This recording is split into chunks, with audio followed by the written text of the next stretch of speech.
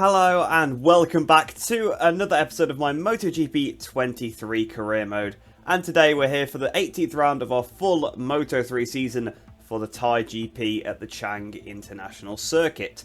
Now, if you didn't see the last episode, I do recommend you go check that one out before we do get into this one, because it was extremely chaotic. A very mixed up weekend. We were trying to find the right balance with the AI difficulty because they seemed very, very strong. But then in the wet, they actually seemed weak, which was strange because that's basically the opposite to what you'd usually expect. So we had to go through Q1, ended up going through that session really easily, qualified pretty well in the end. The race started off then dry, we were fighting at the front, had contact with Ortola, down we went to the back of the field, the heavens opened, so the race was stopped and restarted. We fought our way back up to where we were, again, sort of on the back of Ortola, and starting the final lap of the race, we then ran out of fuel due to the way the fuel works. With the red flag restarts, I'd kind of not noticed that we'd lost a lap of fuel effectively. And unfortunately, that was 0 points for us in the Australian Grand Prix. So a very, very chaotic one. And I have a feeling that this one is going to be pretty chaotic as well. Because in my testing, I have found that AI are very broken at Chang. Much like they were at the Kazakhstan Grand Prix, if you remember that episode, where they were riding off the track quite a lot. It is like that again here. So actually, we are going to do something a bit different for this episode. So usually, of course, we do practice qualifying, all that stuff. But from my testing, the AI are so broken, we are just going to start at the back of the grid. One, so we can witness it, but two, if we did the qualifying, it would just be boring. We would be at the front straight away. So what I'm going to do is we're going to go 120% AI at this circuit. Another massive jump from what we were using in the last episode, which was like around 90, so another 30% jump. But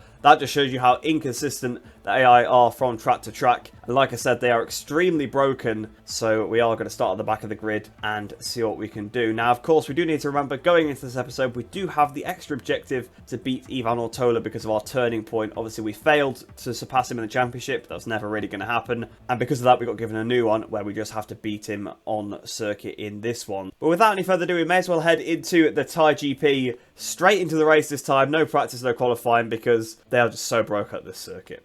So here we are then, down on the grid for the Thai GP. I do apologise for sort of jumping straight into it, but to be fair, most of the video is the race usually anyway, so you're not missing out too much without having the practice and qualifying. And I think this will make a better race. I think it will be quite fun as well. I do like coming from the back when it's possible. It does seem like it is something that is possible at this circuit, because usually what I do a few 3-lap races to test the AI difficulty, and on every difficulty I tried, I was able to take the win within a few laps. So it should hopefully be a good race, should hopefully be able to fight through. I am a bit more aggressive in those tests than I am perhaps in the career mode, so it might take us a few more laps. And obviously with the tyre wear being consideration as well, and the fuel consumption, which of course we do need to watch after the last episode. So I'm hoping it does take us quite a while in the race actually get our way through, but you never know exactly how it is going to pan out. But in terms of tyres, I'm going to go with the medium on the front and the soft on the rear. Even though the hard is actually recommended, the soft seemed absolutely fine from what I could tell in the testing with the sunny conditions. So we're going to stick with what we know. We're going to stick with the tyres I'm comfortable with, and we're going to see what I could do from the back of the grid.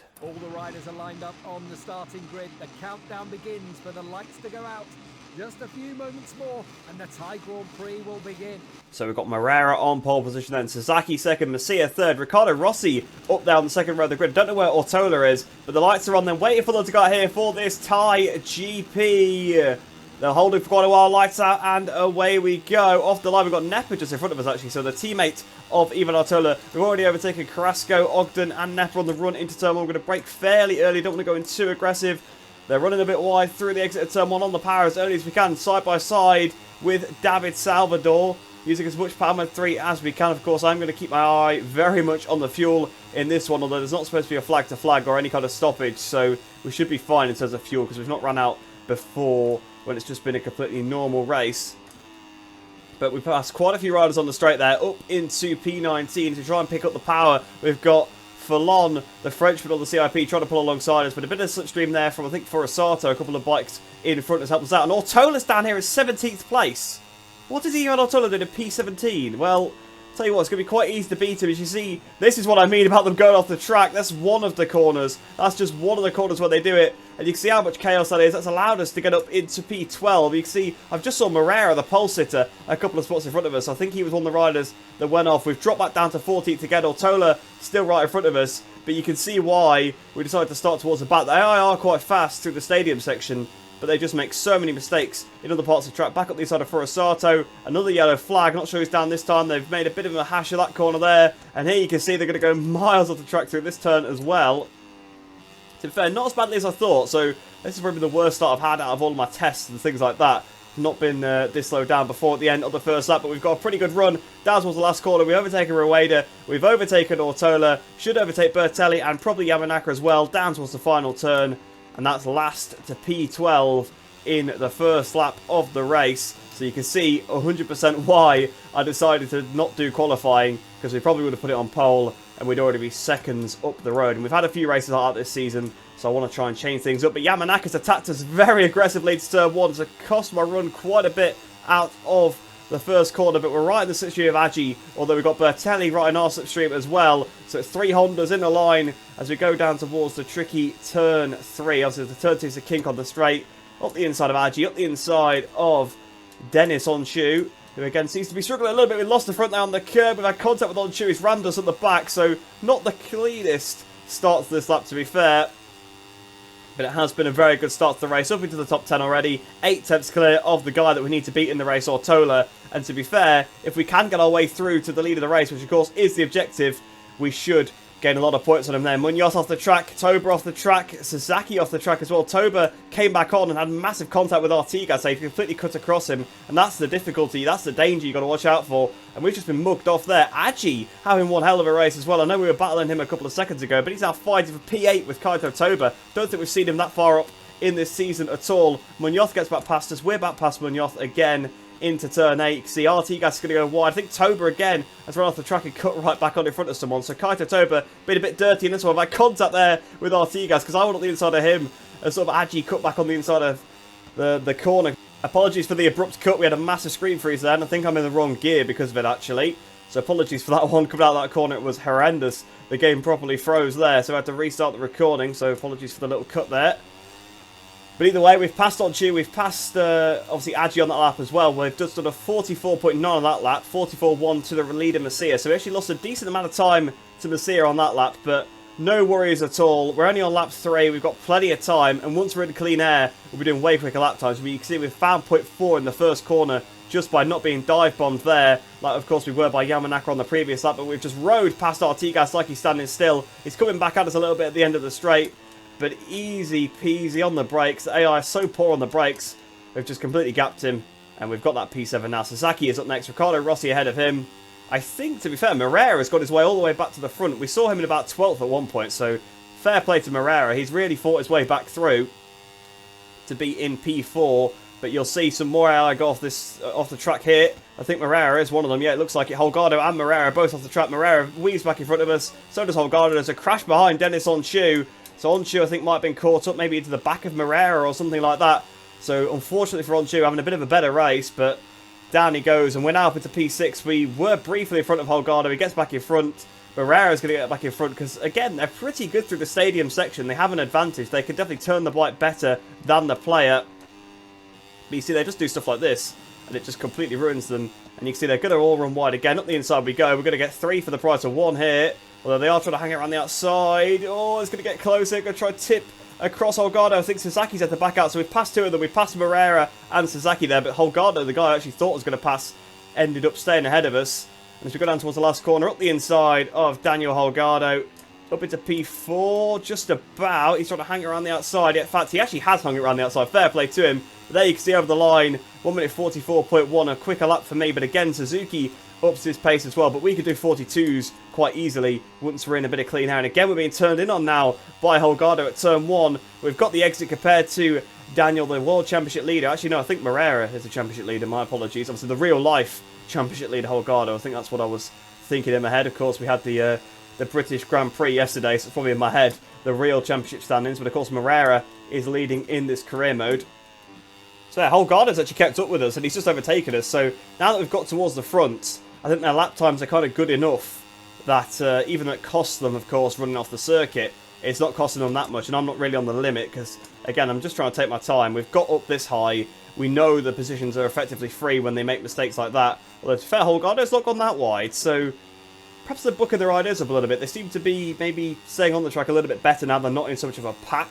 I guess like when they're together, it obviously does affect them a bit more. I mean, this is the furthest I've gone. Usually I only do 3-lap races in my testing, and they're obviously running off the track on all the laps, so I just assumed it would happen every lap. But maybe as we go into the race, they will start to pick up their pace a little bit, but it won't really be the back of the grid that has cost us. But there you go, finally into the 1 minute 43s, but Masia still pulling away from us. So we actually probably do need to try and dispatch of Daniel Holgado and Riccardo Rossi and those kind of riders there and try and get onto the back of Masia. We've had a bit of contact with Holgado on the exit of turn 1, so I do apologise for that one.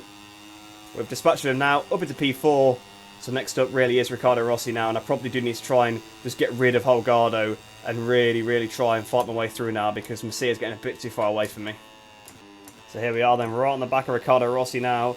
We're looking to attack him in the stadium, so the section where the AI have been a bit better than me so far. I'm looking to try and pass them. But for now, not able to do it. We've got over a second behind that, Sasaki behind, so Holgado must have gone off the track a bit more severely this lap. So it's now made him drop out of range, so he's not going to attack us anymore, which is good. And Riccardo Rossi makes a mistake. Another mistake for Riccardo Rossi. So we've dispatched him now up into P3 in this race. You can see I'm 8 tenths underneath my previous times. And like I said, once we get a bit of clean air, and now, well, we're over a second very briefly there under my time. But like I said, once I get clean air, the lap times will just drop. I mean, if you look at the gap to Ortola, for example, you can see we are lapping relatively quickly because we're almost 4 seconds ahead of Ivan now. And out the last corner, 1.2 seconds underneath as we come over the line. 42.5. I told you we could do 42s once we had our own air there. Fastest lap of the race. So we've just got Suzuki between me and the race leader now. But Masia, to be fair, Messia's like halfway down that straight. Like, he's got a pretty big lead. It's going to be difficult. I mean, once we've overtaken Suzuki, obviously we will have clean air completely. So we should probably take quite a bit out of him, because obviously they are making lots of mistakes. Let's see, does Suzuki make a mistake into this corner? We've got the championship standings popping up here. I'm going to probably have a little look at them in a second. So we're getting 16 points. We're only going to be 9 points behind Ortola at this rate. And there's still potentially 9 more points for us up for grabs if we could take the race win. So we could actually level Ortola here if things stay where they are for him and improve for us. Masia's gone pretty heavily off the circuit there. Suzuki just went a bit wide. So Masia's gap has hemorrhaged quite a bit to both me and Suzuki on this lap. I'm only 1.5 seconds behind him now, so yeah, that should be pretty easy pickings. To be honest, it looks a lot more than 1.5 seconds. I must say, well, it's 1.8 now, so I guess that makes sense, but it just looks a bigger gap than that. But here we go, the inside of Suzuki into the final corner. He's going to lead on us a little bit. To be fair, he's probably going to keep the position. He does indeed. And we've actually done a pretty decent lap again, another 42, so it does seem like maybe they've dropped their lap times a bit as well. Because Suzuki was about this distance in front of us starting the previous lap, maybe a bit further away, but not a lot. So Suzuki definitely did a low 43, probably at worst, even with... Actually, I don't think he ran off the track, to be fair, so that's probably why he actually stayed on the track, just ran a bit wide. But there we go, on the exit of turn 1, even when they're not running off the circuit, there's definitely places I can try and exploit them, because we're just a bit better. We're just a bit quicker anyway. I think even if they're staying on the track, we would be faster than the AI. But there we go, we've passed Suzuki up into P2. He's trying to get us back there on the exit, to be fair, side by side with Tatsuki. But I think I've got him now then. So, 2 seconds to the race leader, Masia. That is the next target. We've got about 4 or 5 laps to do it. I think that should be enough. Although, to be fair, Suzuki is still trying to come back at us here as we go into the tricky turn 4. He's got a little bit too tight though. Cost himself a bit of time. And I think that is us finally past one Leopard. Just one more to go. Whoa, whoa, whoa, what was that for Masia? Okay, well, we don't even have to catch him now. What the hell was that? He ran massively wide. I think that's the furthest one I've seen any of them go. And as he comes back on the track, he does a massive wheelie, falls off the back of the bike.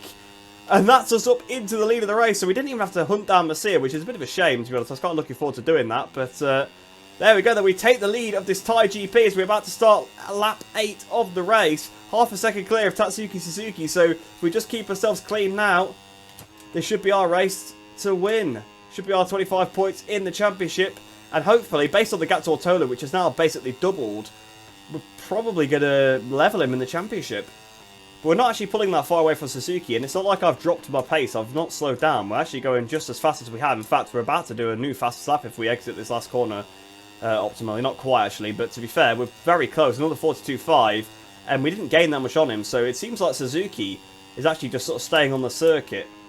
Well, I don't know what's happened to Ortola on the last lap, but the gap has just gone from, what? It was about 4 seconds, about 3 laps ago, or something like that. And it's at 18. Like, it went up to 8, and then it's just gained, like, another 10 seconds. So I think Ortola has had a couple of crashes on the last lap. Probably the yellow flag was for him.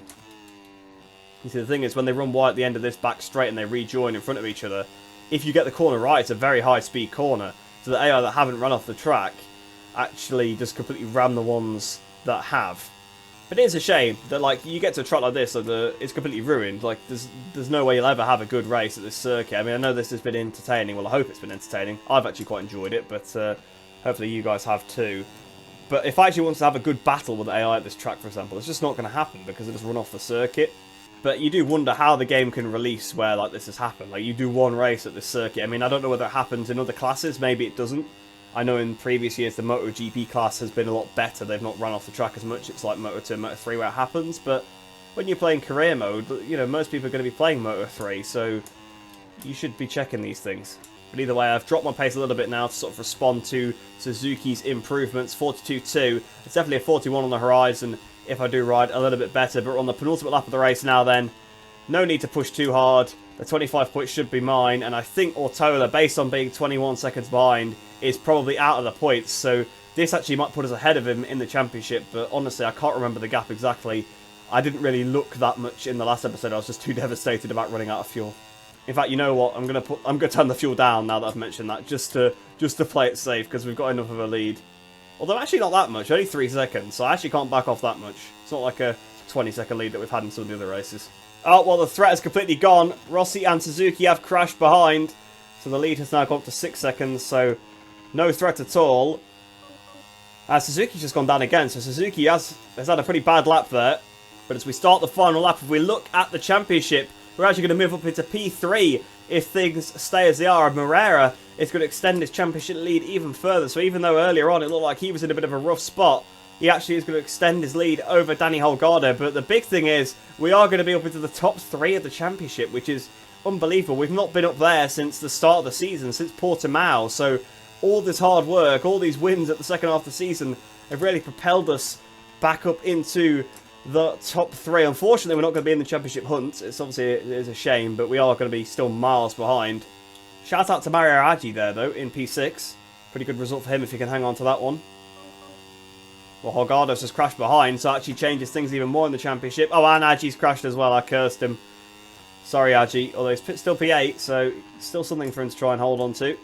So here we are then into the final turn. Oh, Aggi's binned it again. We've blown the last corner, but up towards the line. It's going to be a last to first win here at the Chang International Circuit.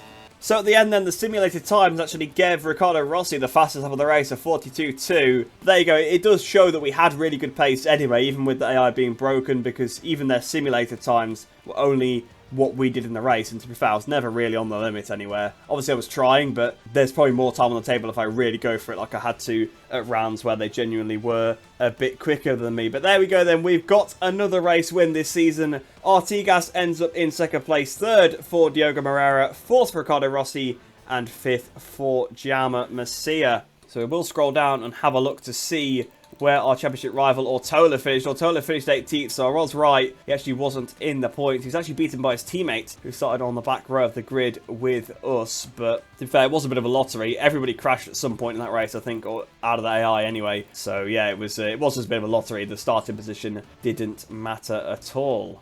But looking at the Riders' Championship then, as I said, we have taken that third place away from Ivan Ortola. We actually are mathematically out of the championship now. 86 points is the gap, and with 3 races to go, we need 75. And if I'm not mistaken, there is Sepang, Qatar, and Valencia left. So we are actually out mathematically out of the championship. Even though I gave up on it a long, long time ago, we are completely out. There's no way that we can win it at all now. So focusing on this third place is probably the best thing that we can do, because even second place, we're going to be out of that in the next round, I would imagine.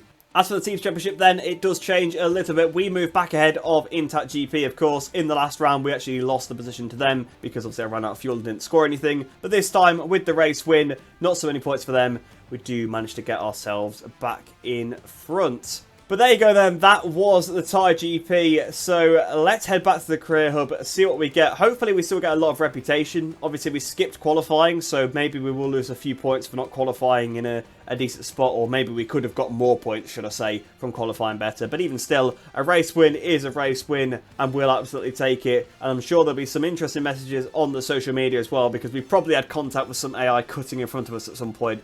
they'll probably be a bit annoyed at us. So we actually gained 2,950 RP because, of course, we achieved the turning point, steady nerves. I completely forgot about it, really. I know I said that I beat Ortola and I was focusing on the championship, but of course, our objective actually on the turning point was just to beat him in the race, which we did fairly convincingly. We were only about 20 seconds in front of him, so it was quite close. But there you go, you can see we've got 2,950, like I said. Obviously, we've got a bit extra there from the GP victory. But I always think you get such little reputation for actually winning a race. Like, really, for me, alright, you got the team objective, but you should be getting, like, you should get 250 for the team objective, and then, like, 1,950 for the actual win. Like, you should be gaining way more reputation for a win, in my opinion. But like I said, of course, we have achieved the turning point, so that means we are going to get a new one.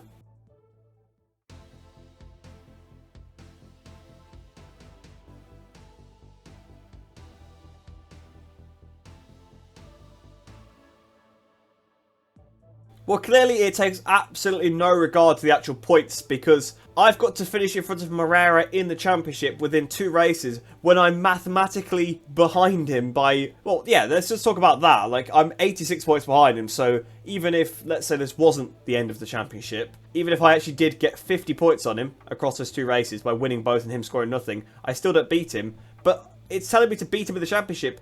I actually can't. I can't beat him. He's too far in front of me. Oh, you can't believe it, can you? You really can't make this stuff up. But I thought the Ortola one was ridiculous. I just thought, oh, technically it's possible, but come on, give me a bit of leeway. Clearly it just doesn't look at the points at all, because how the hell am I supposed to get in front of him in the championship? Completely impossible. It's mathematically just can't happen. But either way, we have got a message on the social media. I can see it is from Scott Ogden in that bottom right-hand corner. You can see Scott Ogden, a great result for Vision Track Racing Team. Next time, though, I'll be the one on the top of the podium. Well, I don't think he's even scored any points yet, so it's a bit, yeah, he's getting a bit carried away, but we will be nice to him. We'll respond in a nice manner. Winning always feels incredible, especially when there's a great rider in the next pit. The whole team will keep working hard for the next race. So we'll say that to him. Now he really likes us. What a contrast it is, because if you jump back to this point last season, this is where we started. This is the start of the career mode, with the last few rounds of the championship. And funnily enough, one of the objectives, I think, is to beat Moreira if you actually do a decent enough job. But if you jump back to that point, Ogden was not too happy with us, but on this occasion, absolutely no problem. And he's the only guy really that's commenting on our social medias now, so we're not having any issues with any riders, which is really good. But there you go, that is the end of this episode, the Thai GP. So a bit of a strange one. I'm glad I decided to go for the back of the grid, because it did give a much better race, whereas obviously if you saw, once I got to the front, the gap just grew because I kept crashing and making mistakes. So that would have just happened from the beginning if I'd actually done the qualifying. So that's why I decided to start from the back, and we still won the race, so there's no reason to not do it if you're going to still win anyway. And then the cherry on top of the cake, just giving me a completely impossible objective. I have no idea why it's decided to do that, but it is what it is. We'll be fine. We'll just have to lose that objective. We lost the last one. Nothing bad really happened. We don't really lose reputation, so it's not the end of the world. I mean, it's a bit stupid, but it is what it is, I guess. But hopefully you did enjoy that one. If you're new to the channel, please do like the video and subscribe. It really does help me out. And of course, then you get some more MotoGP 23 game content in your subscription feed. So it is a win-win for both of us. But like I said, I hope you did enjoy that one. I hope you enjoy the rest of your day. I hope you're all staying safe, and I shall see you in the next one.